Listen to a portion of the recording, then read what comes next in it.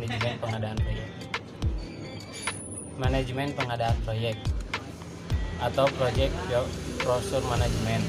Ada 3 aspek yang perlu diperhatikan. 1.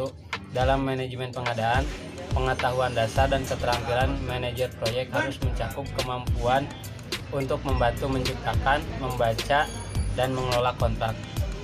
Kedua, proses formal untuk mendapatkan barang dan jasa dikenal sebagai pengadaan. Rencana manajemen pengadaan, pernyataan pekerjaan pengadaan (SOW), dokumen pengadaan, permintaan perubahan, dokumentasi pengadaan, dan pelajaran yang dipetik adalah hasil dari proses manajemen pengadaan. Yang ketiga, departemen pengadaan adalah nama paling umum untuk departemen yang menangani dan mengendalikan pengadaan. Di beberapa perusahaan, departemen ini disebut departemen kontrak, pembelian, atau hukum. Beberapa keterampilan yang diperlukan untuk mengelola pengadaan termasuk memiliki pengetahuan hukum, keterampilan negosiasi, dan memahami proses pengadaan. Posting keputusan pengadaan barang atau jasa. Manajer pengadaan harus 1. Memfasilitasi untuk membuat rencana manajemen pengadaan. Kedua, pernyataan kerja pengadaan (SOW). Ketiga, tentukan jenis kontrak. Keempat, tentukan dokumen pengadaan. Kelima, permintaan proposal atau RFP. Keenam, undangan penawaran. Ketujuh, permintaan penawaran atau RFQ. Kedelapan, kirim dokumen ke penjual. Peran manajer proyek dalam pengadaan. 1. Manajer proyek harus membaca dan memahami kontrak. 2. Harus memastikan ruang lingkup pekerjaan dan persyaratan manajemen proyek harus dimasukkan dalam kontrak. Ketiga, identifikasi resiko buat rencana respon resiko yang tepat. 4. Harus menyesuaikan kontrak dengan kebutuhan unit proyek. Kelima, harus dilibatkan selama negosiasi kontrak untuk menjaga hubungan dengan penjual. Keenam, harus melindungi integritas kontrak. 7. Memastikan semua pekerjaan seperti pelaporan, inspeksi, dan hasil hukum terpenuhi. 8. Bekerja dengan manajer pengadaan untuk mengelola perubahan dan kontrak. Proses project brochure management. Yang pertama, perancangan pengadaan. Rencana pengelolaan pengadaan mengidentifikasi kebutuhan pengadaan, luar proyek, dan parameter di mana kontraktor akan diperoleh. Kedua, melakukan pengadaan. Kontraktor dipekerjakan. Proses ini melibatkan pembuatan pernyataan kerja, kerangka acuan, permintaan proposal, dan semacamnya, serta meminta tanggapan dan memilih vendor. Ketiga, kontrol pengadaan. Selama pelaksanaan proyek, kontraktor harus dikelola dan kontrak dimonitor untuk memberikan peringatan dini perubahan proyek. Keempat, tutup pengadaan. Selama pelaksanaan proyek, kontraktor harus dikelola dan kontrak dimonitor untuk memberikan peringatan dini perubahan proyek. Manajemen resiko proyek. Manajemen resiko yaitu bagaimana mengelola manajemen resiko sehingga proyek bisa diselesaikan sesuai jadwal yang ditentukan dan budget yang disepakati serta kualitas yang memenuhi kriteria yang telah ditetapkan pada awal proyek. Pengertian resiko berhubungan dengan kejadian di masa yang akan datang, melibatkan perubahan seperti perubahan pikiran, pendapat, aksi, atau tempat, melibatkan pilihan yang tak pasti. ITTOS Project Risk Management dapat dilihat pada slide. Project Risk Management meliputi proses yang diperlukan untuk meminimalkan dampak negatif resiko terhadap keberhasilan proyek. Yang pertama, Plan Risk Management, menentukan metode pendekatan perencanaan dan pelaksanaan manajemen risiko yang akan ditetapkan. Kedua, Identify Risk, mengidentifikasi potensi risiko, membuat kategori risiko berdasarkan karakteristiknya, serta mendokumentasikannya. Tiga, Qualitative Risk Analysis, memperkirakan dan menganalisis kemungkinan dan besarnya dampak yang akan ditimbulkan resiko. Keempat, quantitative risk, membuat penilaian hasil analisis dan menentukan prioritas resiko. Kelima, plan risk progress, menentukan tindak lanjut untuk mengantisipasi dampak. Keenam, control risk, memonitor resiko yang sudah teridentifikasi dan mengidentifikasi munculnya resiko baru dan mengontrol dampaknya. Yang pertama, merencanakan resiko proyek awal.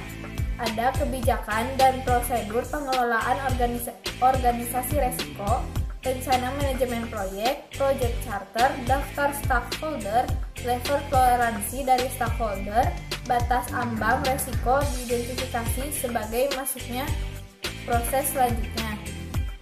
Kedua, peralatan dan cara atau tools dan teknik, seperti analytical technique, expert judgment, dan hasil rapat yang digunakan untuk memperoleh perencanaan pengelolaan resiko sebagai outputnya.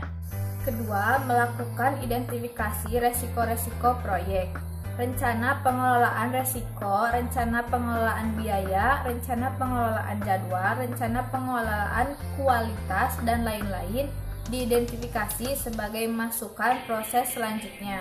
Kedua, peralatan dan cara atau tools dan teknik, documentation review, information gathering technique, checklist analysis, assumption analysis, diagramming technique, SWOT analysis, dan expert judgment digunakan untuk memperoleh daftar risiko sebagai outputnya. 3. Melakukan analisis risiko kualitatif. Rencana pengelolaan risiko atau risk management plan, acuan ruang lingkup, scope baseline, daftar risiko atau risk register, studi industri, dan database pada proyek yang sama. File proyek diidentifikasi sebagai masukan proses selanjutnya. Peralatan dan cara, tool and technique, seperti risk probability and impact assessment, probability and impact matrix, risk data quality assessment, risk categorization, risk urgency assessment, and expert judgment digunakan untuk dapat mengkinikan dokumen proyek sebagai outputnya. 4. Melakukan analisis risiko kuantitatif. Rencana pengelolaan risiko atau risk management plan, rencana pengelolaan biaya atau cost management plan, rencana pengelolaan jadwal, schedule management plan, daftar risiko, risk register, studi industri dan database pada proyek yang sama. File proyek diidentifikasi sebagai masukan proses selanjutnya.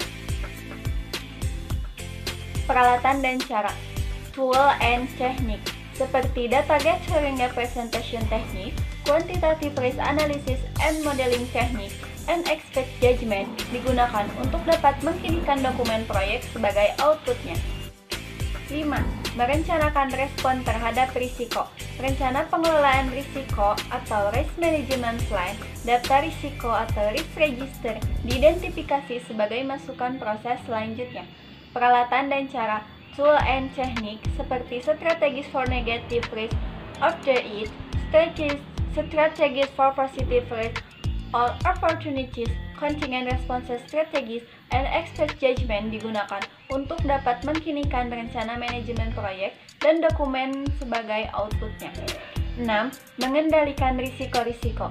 Rencana pengelolaan risiko atau risk management plan, daftar risiko, risk register, data kinerja pekerjaan, work performance data, laporan-laporan kinerja pekerjaan atau work performance report diidentifikasi sebagai masukan proses selanjutnya.